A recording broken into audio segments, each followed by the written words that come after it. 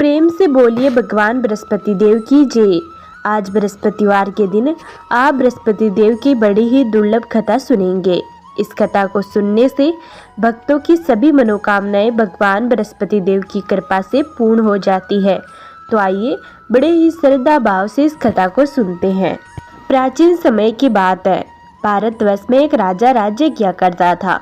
वह बड़ा ही प्रतापी और दानी था। वह नित्य गरीबों और ब्राह्मणों की सेवा सहायता किया करता था। वह प्रतिदिन मंदिर में भगवान के दर्शन करने के लिए जाता था, लेकिन यह बात उसकी रानी को बिल्कुल भी अच्छी नहीं लगती थी। वह न तो पूजन किया करती थी और न ही दान करने में उसका मन लगता था। एक दिन राजा शिकार खेलने के लिए वन में गए हुए थे, तो रानी और दासी महल में अकेली थी। उसी समय बृहस्पति देव साधु के वेश में राजा के महल में भिक्षा के लिए गए और भिक्षा मांगी, तो रानी ने भिक्षा देने से मना कर दिया। रानी ने कहा कि हे साधु महाराज, मैं तो दान पुण्य से तंग आ गई हूँ। इस कार्य के लिए तो मेरे पति देव ही बहुत है। अब आप कोई ऐसी कृपा करें कि सारा धन नष्ट हो जाए और मैं आराम से रह सकूं। साधु ने कहा, हे देवी, तुम तो बड़ी अजीब हो। धन और संतान से कौन दुखी होता है? इसकी तो सभी कामना करते हैं। पापी भी पुत्र और धन की इच्छा रखते हैं। अगर तुम्हारे पास अधिक धन है तो भूखे मनुष्य को भोजन करवाओ, प्याऊ लगवाओ, ब्राह्मणों को दान दो, कुआं, तालाब, बावड़ी, बाग बगीचे आदि का निर्माण कराओ, मंदिर, पाठशाला, धर्मशाला बनवाकर दान दो, निर्धनों की कुंवारी कन्याओं का विवाह कराओ, साथ ही यज्ञ आदि कर्म करो, अपने धन को शुभ कार्यों में खर्च करो। ऐसा करने से तुम्हारा नाम परलोक में सार्थक होगा और तुम्हें स्वर्ग की प्राप्ति होगी। लेकिन रानी पर उपदेश का कोई प्रभाव न पड़ा। वह बोली, महाराज, मुझे ऐसे धन की आवश्यकता नहीं जिसको मैं अन्य लोगों को दान दूं, जिसको रखने और संभालने में ही मेरा सारा समय नष्ट हो जाए। अब आप कोई ऐसी कृपा करें कि सारा धन नष्ट हो जाए और मैं आराम से रह सकूं। साधु ने उत्तर दिया, यदि तुम्हारी ऐसी इच्छा है तो जैसा मैं तुम्हें बताता हूँ तुम वैसा ही करना। बृहस्पतिवार को घर को गोबर से लिपना, अपने केसों को पीली मिट्टी से धोना, राजा से कहना वह बृहस्पतिवार को हजामत बनवाए, भोजन में मांस मदिरा खाना और कपड़ा धोबी के यहाँ धुलने डालना।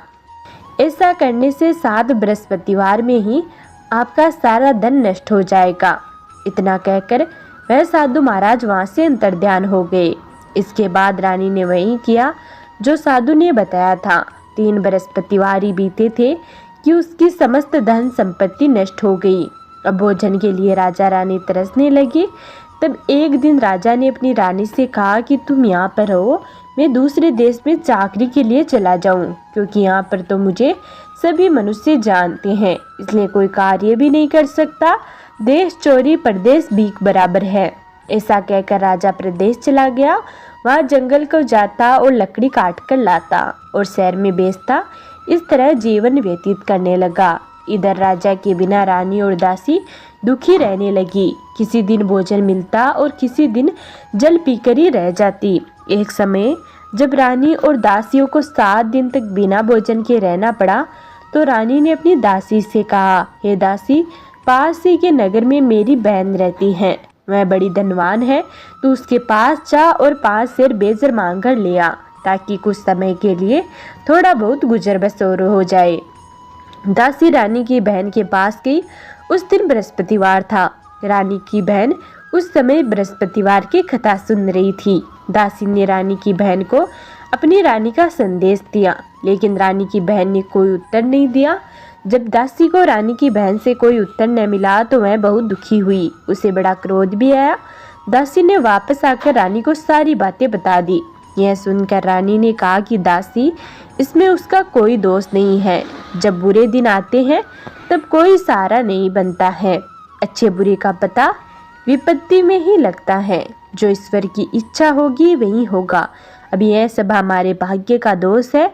यह सब कहकर रानी ने अपने भाग्य को कोसा। उधर रानी की बहन ने सोचा कि मेरी बहन की दासी आई थी, लेकिन मैं उससे नहीं बोली, इससे वह बहुत दुखी हुई होगी। कथा सुनकर और पूजन समाप्त कर वह अपनी बहन के घर गई और कहने लगी, हे बहन, मैं बृहस्पतिवार का व्रत कर रही थी। तुम्हारी दासी गई थी, लेकिन जब तक कथा होती है तब तक न तो उठते हैं और न ही बोलते हैं, इसलिए मैं नहीं बोली। कहो दासी क्यों गई थी? रानी बोली, बहन, हमारे घर अनाज नहीं था। ऐसा कहते कहते रानी की आंखें भर आई। उसने दासियों समेत 7 दिन तक भूखा रहने की बात भी अपनी बहन को बता दी। इसलिए मैंने दासी को तुम्हारे पास 5 सेर बेचड़ लेने के लिए भेजा था। रानी की बहन बोली, बहन देखो, बृहस्पति देव सबकी मनोकामना पूर्ण करते हैं। देखो, शायद तुम्हारे घर में अनाज रखा हो। पहले तो रानी को विश्वास नहीं हुआ, परंतु बहन के आग्रह करने पर उसने दासी को अंदर भेजा। दासी घर के अंदर गई तो वहां पर उसे एक घड़ा बेजड़ से भरा मिल गया। उसे बड़ी हैरानी हुई। उसने बाहर आकर रानी को बताया। दासी रानी से कहने लगी, हे रानी, जब हमको भोजन नहीं मिलता है तो हम व्रत ही तो करते हैं, इसलिए क्यों न इनसे व्रत और कथा की विधि पूछ ली जाए, हम भी व्रत किया करेंगे। दासी के कहने पर रानी ने अपनी बहन से बृहस्पति व्रत के बारे में पूछा। उसकी बहन ने बताया, बृहस्पतिवार के व्रत में चने की दाल, गुड़ और मुरंगा से विष्णु भगवान का केले की जड़ में पूजन करे तथा दीपक जलाए और कथा सुने। उस दिन एक ही समय भोजन करे। भोजन में पीले खाद्य पदार्थ का सेवन जरूर करे। इससे गुरु भगवान प्रसन्न होते हैं और अन्न, पुत्र और धन का वरदान देते हैं, साथ ही सारी मनोकामनाएं पूर्ण करते हैं। व्रत और पूजन की विधि बताकर रानी की बहन अपने घर लौट आई। रानी और दासी दोनों ने निश्चय किया कि बृहस्पति देव भगवान का पूजन जरूर करेंगे। 7 रोज बाद जब बृहस्पतिवार आया तो उन्होंने व्रत रखा। गुड़साल में जाकर चना और गुड़ बीन लाई तथा उसकी दाल से केले की जड़ तथा विष्णु भगवान का पूजन किया। अब पीला भोजन कहाँ से लाए? दोनों बड़ी दुखी हुई, परंतु उन्होंने व्रत किया था, इसलिए बृहस्पति देव प्रसन्न थे। एक साधारण व्यक्ति के रूप में 2 थालों में पीला भोजन लेकर आए और दासी को देकर बोले, हे दासी, यह भोजन तुम्हारे और तुम्हारी रानी के लिए है, इसे तुम दोनों ग्रहण करना। दासी भोजन पाकर बहुत ही प्रसन्न हुई। उसने रानी से कहा, चलो रानी जी, भोजन कर लो। परंतु रानी को भोजन आने के बारे में कुछ भी पता नहीं था, इसलिए उसने कहा कि जा तू ही भोजन करे, क्योंकि तू व्यर्थ में हमारी हंसी उड़ाती है। तब दासी ने कहा, एक व्यक्ति भोजन दे गया है। तब रानी ने कहा, वह व्यक्ति तेरे लिए ही भोजन दे गया है, तू ही भोजन करे।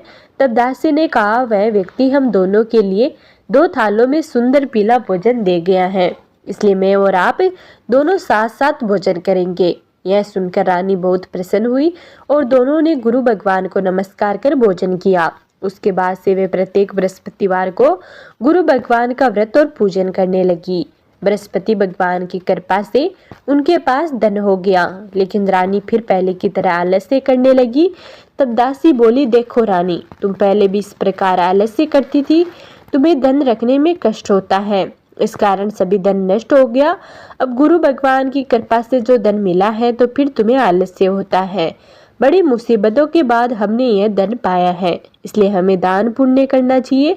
अब तुम भूखे मनुष्यों को भोजन करवाओ, प्याऊ लगवाओ, ब्राह्मणों को दान दो, कुआं, तालाब, बावड़ी और बाग बगीचे आदि का निर्माण कराओ, मंदिर, पाठशाला और धर्मशाला बनवाकर दान दो, निर्धनों की कुंवारी कन्याओं का विवाह कराओ, साथ ही यज्ञ आदि कर्म करो।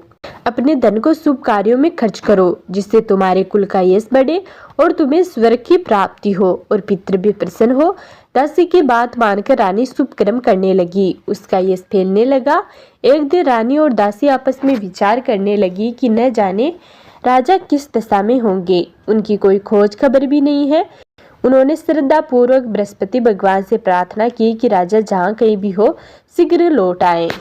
उसी रात को बृहस्पति देव ने राजा के सपने में आकर कहा कि हे राजा, उठे, तेरी रानी तुझको याद करती है, अपने देश को लौट जा। राजा प्रातःकाल उठा और जंगल से लकड़ी काटने के लिए जंगल की ओर चल पड़ा। जंगल से गुजरते हुए विचार करने लगा कि रानी की गलती से उसे कितने दुख भोगने पड़े। राजपाट छोड़कर जंगल में आकर रहना पड़ा। जंगल से लकड़ी काटकर शहर में गुजारा करना पड़ा और अपनी दशा को याद करके व्याकुल होने लगा। उसी समय राजा के पास बृहस्पति देव साधु के वेश में आकर बोले, हे लकड़ारे, तुम इस सुनसान जंगल में किस चिंता में बैठे हो, मुझे बताओ। यह सुनकर राजा के नेत्रों में जल भर आया। साधु की वंदना कर राजा ने अपनी संपूर्ण कहानी सुना दी। महात्मा दयालु होते हैं। वे राजा से बोले, हे राजा, तुम्हारी पत्नी ने बृहस्पति देव के प्रति अपराध किया था, जिसके कारण तुम्हारी यह दशा हुई है। अब तुम चिंता मत करो, भगवान तुम्हें पहले से अधिक धन देंगे। देखो, तुम्हारी पत्नी ने बृहस्पतिवार का व्रत शुरू कर दिया है। अब तुम भी बृहस्पतिवार के व्रत में चने की दाल, गुड़ और मुरंखा से विष्णु भगवान का केले की वृक्ष की जड़ में पूजन करो तथा दीपक जलाकर कथा सुनो। उस दिन एक ही समय भोजन करना। भोजन में पीले खाद्य पदार्थ का सेवन जरूर करना। भगवान तुम्हारी सब कामनाओं को पूर्ण करेंगे। साधु की बात सुनकर राजा बोला, हे प्रभु, लकड़ी बेचकर तो इतना पैसा नहीं बचता जिससे भोजन के उपरांत कुछ बचा सकूं। मैंने रात्रि में अपनी रानी को व्याकुल देखा है। मेरे पास कोई साधन नहीं जिससे उसका समाचार जान सकूं। फिर मैं कौन सी कहानी कहूं, यह भी मुझको मालूम नहीं। साधु ने कहा, हे राजा, मन में बृहस्पति भगवान के पूजन व्रत का निश्चय करो। वे स्वयं तुम्हारे लिए कोई राय बना देंगे। बृहस्पतिवार के दिन तुम रोजाना की तरह लकड़ियां लेकर शहर में जाना। तुम्हें रोज से 2 गुना धन मिलेगा, जिससे तुम भली भांति भोजन कर लोगे तथा बृहस्पति देव की पूजा का सामान भी आ जाएगा। इतना कहकर साधु अंतर्ध्यान हो गए। धीरे धीरे समय व्यतीत होने पर फिर वही बृहस्पतिवार का दिन आया। लकड़ारा जंगल से लकड़ी काटकर किसी शहर में बेचने गया। उसे उस दिन और दिन से अधिक पैसा मिला। राजा ने चना, गुड़ आदि लाकर गुरुवार का व्रत किया। उस दिन से उसके सभी क्लेश दूर हुए। परंतु जब दोबारा गुरुवार का दिन आया तो बृहस्पतिवार का व्रत करना भूल गया। इस कारण बृहस्पति भगवान नाराज हो गए। उस दिन उस नगर के राजा ने विशाल यज्ञ का आयोजन किया तथा शहर में ये घोषणा करा दी कि कोई भी मनुष्य अपने घर में भोजन न बनावे, न ही आग जलावे। समस्त जनता मेरे यहाँ ही भोजन करने आवे। इस आज्ञा को जो कोई मनुष्य नहीं मानेगा, उसे फांसी की सजा दी जाएगी। इस तरह की घोषणा संपूर्ण नगर में करवा दी गई। राजा की आज्ञा पाकर शहर के सभी लोग भोजन करने गए, लेकिन लकड़ारा कुछ देर से पहुंचा, इसलिए राजा उसको अपने साथ अपने घर ले गया और ले जाकर भोजन करा ही रहे थे तो रानी की दृष्टि उस खूंटी पर पड़ी जिस पर उसका हार लटका हुआ था। वह वहां पर दिखाई नहीं दिया। रानी ने निश्चय किया कि मेरा हार इस मनुष्य ने चुरा लिया है। उसी समय सिपाहियों को बुलाकर उसको कारागार में डलवा दिया। जब लकड़ारा कारागार में पड़ गया और बहुत दुखी होकर विचार करने लगा कि न जाने कौन से पूर्व जन्म के कर्म से मुझे यह दुख प्राप्त हुआ है, और उसी साधु को याद करने लगा जो कि जंगल में मिला था। उसी समय तत्काल बृहस्पति देव साधु के रूप में प्रकट हुए और उसकी दशा को देखकर कहने लगे, अरे मूर्ख, तूने बृहस्पति देव की कथा नहीं करी, इस कारण तुझे यह दुख प्राप्त हुआ है। अब तू चिंता मत कर। बृहस्पतिवार के दिन कारागार के दरवाजे पर 4 पैसे पड़े मिलेंगे। उनसे तू बृहस्पति देव की पूजन करना, तेरे सभी क्लेश दूर हो जाएंगे। बृहस्पतिवार के दिन उसे 4 पैसे पड़े मिले। लकड़ारे ने कथा कही। उसी रात्रि को बृहस्पति देव ने उस नगर के राजा को सपने में आकर कहा, हे राजा, तूने जिस आदमी को कारागार में बंद कर दिया है वह निर्दोष है, वह राजा है, उसे छोड़ देना। रानी का हार उसी खूंटी पर लटका है। अगर तूने ऐसा नहीं किया तो मैं तेरे राज्य को नष्ट कर दूंगा। इस तरह रात्रि के सपने को देखकर राजा प्रातःकाल उठा और खूंटी पर हार देखकर लकड़हारे को बुलाकर क्षमा मांगी तथा लकड़हारे को योग्य सुंदर वस्त्र आभूषण देकर विदा कर दिया। बृहस्पति देव की आज्ञा अनुसार लकड़हारा अपने नगर को चल दिया। राजा जब अपने नगर के निकट पहुंचा तो उसे बड़ा आश्चर्य हुआ। नगर में पहले से अधिक बाग, तालाब, कुएं तथा बहुत सी धर्मशालाएं, मंदिर आदि बन गए हैं। राजा ने पूछा, यह किसका बाग और धर्मशाला है? तब नगर के सब लोग कहने लगे, यह सब रानी और बांदी के हैं। तो राजा को बहुत आश्चर्य हुआ और गुस्सा भी आया। जब रानी ने यह खबर सुनी कि राजा आ रहे हैं तो उन्होंने बांदी से कहा, हे दासी, देख, राजा हमको कितनी बुरी हालत में छोड़ गए थे। हमारी ऐसी हालत देखकर वह लौट न जाए, इसलिए तू दरवाजे पर खड़ी हो जा। आज्ञा पाकर दासी दरवाजे पर खड़ी हो गई। राजा आए तो उन्हें अपने साथ ले आई। तब राजा ने क्रोध करके अपनी रानी से पूछा कि यह धन तुम्हें कैसे प्राप्त हुआ? तब उन्होंने कहा, हमें यह सब धन बृहस्पति देव के इस व्रत के प्रभाव से प्राप्त हुआ है। राजा ने निश्चय किया कि 7 रोज बाद तो सभी बृहस्पति देव का पूजन करते हैं, परंतु मैं प्रतिदिन में 3 बार कहानी तथा रोज व्रत किया करूंगा। अब हर समय राजा के दुपट्टे में चने की दाल बंधी रहती तथा दिन में 3 बार कहानी कहता। एक रोज राजा ने विचार किया कि चलो अपनी बहन के यहाँ हो आवे। इस तरह निश्चय कर राजा घोड़े पर सवार होकर अपनी बहन के यहाँ को चलने लगा। मार्ग में उसने देखा कि कुछ आदमी एक मुर्दे को लिए जा रहे हैं। उन्हें रोककर राजा कहने लगा, अरे भाइयों, मेरे बृहस्पतिवार की कथा सुन लो। वे बोले, लो, हमारा तो आदमी मर गया है, इसको अपनी कथा की पड़ी है। परंतु कुछ आदमी बोले, अच्छा कहो, हम तुम्हारी कथा भी सुनेंगे। राजा ने दाल निकाली और जब कथा आदि हुई तो मुर्दा हिलने लग गया और जब कथा समाप्त हुई तो राम राम करके मनुष्य उठकर खड़ा हो गया। आगे मार्ग में उसे एक किसान खेत में हल चलाता मिला। राजा ने उसे देखा और उससे बोला, अरे भाई, तू मेरी बृहस्पतिवार की कथा सुन लो। किसान बोला, जब तक मैं तेरी कथा सुनूंगा तब तक 4 हरिया जोत लूंगा, जा अपनी कथा किसी और को सुनाना। इस तरह राजा आगे चलने लगा। राजा के हटते ही बैल पछाड़ खाकर गिर गए तथा किसान के पेट में बड़ी जोर से दर्द होने लगा। उसी समय किसान की माँ रोटी लेकर आई। उसने जब यह देखा तो अपने पुत्र से सब हाल पूछा और बेटे ने सभी हाल कह दिया तो बुढ़िया दौड़ी दौड़ी उस घुड़सवार के पास गई और उससे बोली कि मैं तेरी कथा सुनूंगी, तो अपनी कथा मेरे खेत पर चलकर ही कहना। राजा ने बुढ़िया की खेत पर जाकर कथा कही, जिसको सुनते ही वह बैल उठ खड़े हुए तथा किसान के पेट का दर्द भी बंद हो गया। राजा अपनी बहन के घर पहुंचा। बहन ने भाई की खूब मेहमानी की। दूसरे रोज प्रातःकाल राजा जगा तो वह देखने लगा कि सब लोग भोजन कर रहे हैं। राजा ने अपनी बहन से कहा कि ऐसा कोई मनुष्य है जिसने भोजन न किया हो, मेरी बृहस्पतिवार की कथा सुन ले। बहन बोली, है भैया, ये देश ऐसा ही है, पहले यहाँ लोग भोजन करते हैं, बाद में अन्य काम करते हैं। अगर कोई पड़ोस में हो तो देख आऊं। वह ऐसा कहकर देखने चली गई, परंतु उससे कोई ऐसा व्यक्ति नहीं मिला जिसने भोजन नहीं किया हो।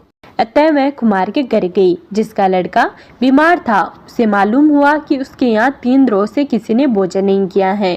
रानी ने अपने भाई की कथा सुनने के लिए कुमार से कहा तो वह तैयार हो गया। राजा ने जाकर बृहस्पतिवार की कथा कही, जिसको सुनकर उसका लड़का ठीक हो गया। अब तो राजा की प्रशंसा होने लगी। एक रोज राजा ने अपनी बहन से कहा कि हे बहन, हम अपने घर को जाएंगे, तू भी तैयार हो जा। राजा की बहन ने अपनी सास ने कहा, हाँ चली जा, परंतु अपने लड़कों को मत लेकर जाना, क्योंकि तेरे भाई की कोई औलाद नहीं है। बहन ने अपने भाई से कहा कि हे भैया, मैं तो चलूंगी पर कोई लड़का नहीं जाएगा। राजा बोला, जब कोई बालक नहीं चलेगा तब तू ही क्या करेगी। बड़े दुखी मन से राजा अपने नगर को लौट आया। राजा ने अपनी रानी से कहा, हम निर्वंशी हैं, हमारा मुख देखने का धर्म नहीं है और कुछ भोजन आदि नहीं किया। रानी बोली, है स्वामी, बृहस्पति देव ने हमें सब कुछ दिया है, वह हमें औलाद अवश्य देंगे। उसी रात को बृहस्पति देव ने राजा के सपने में आकर कहा, हे राजा, उठे, सभी सोच त्याग दे, तेरी रानी गर्भ से है। बृहस्पति देव की यह बात सुनकर राजा बड़ा ही खुश हुआ। 9वें महीने में रानी के गर्भ से एक सुंदर पुत्र पैदा हुआ। तब राजा बोला, हे रानी, स्त्री बिना भोजन के तो रह सकती है, पर बिना कहे नहीं रह सकती। जब मेरी बहन आवे तुम मुझसे कुछ मत कहना। रानी ने सुनकर हाँ कर दी। जब राजा की बहन ने यह शुभ समाचार सुना तो वह बड़ी खुश हुई और बधाई लेकर अपने भाई के यहाँ आई। तभी रानी ने कहा, घोड़ा चढ़कर तो नहीं आई, गधा चढ़ी आई। राजा की बहन बोली, भाभी, मैं इस प्रकार न कहती तो तुम्हें औलाद कैसे मिलती। बृहस्पति देव ऐसे ही हैं, जैसी जिनके मन में कामनाएं हैं सभी को पूरा करते हैं। जो सद्भावना पूर्वक बृहस्पतिवार का व्रत करता है एवं कथा पढ़ता है अथवा सुनता है, दूसरों को सुनाता है, बृहस्पति देव उसकी सभी मनोकामनाएं पूर्ण करते हैं। तो प्रेम से बोलिए, भगवान बृहस्पति देव की जय, भगवान विष्णु की जय।